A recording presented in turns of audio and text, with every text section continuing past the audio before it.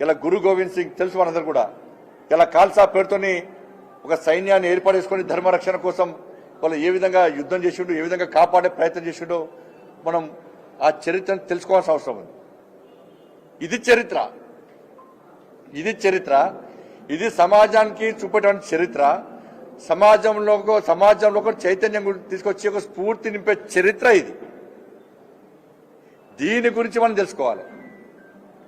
కానీ దురదృష్టవశాత్తు ఈ దేశాన్ని ఇన్ని సంవత్సరాలు ఎన్న పాలకులు ఈ మైనార్టీ సంతుష్టికరణ విధానం అవలంబించి ఒక వర్గం ఓట్ల కోసం, ఒక వర్గం ఓట్ల ద్వారా రాజకీయ లబ్ధి పొంది రాజ్యాధికారాన్ని సాధించాలొక దురుద్దేశంతో, ఒక దుర్మార్గపు ఆలోచనతో ఈ నిజమైన చరిత్రను సమాజానికి చూపెట్టే ప్రయత్నం చేయకుండా ఈ దేశానికి మొఘల్ చక్రవర్తులే సేవ చేసిరు, ఔరంగజేబు వీరుడు శీరుడు సూర్యుడు అని చెప్పించి వాళ్ళ చరిత్రను పాఠ్యాంశాల్లో చేర్చరు తప్ప ఈ నిజమైనటువంటి చరిత్రను పాఠ్యాంశాల్లో చేర్చే ప్రయత్నం చేయకపోవడం ఎంత సిగ్గుచేటుగా ఆలోచించాలి మనం.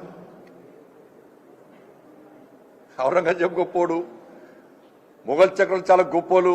దేని గొప్పోలు?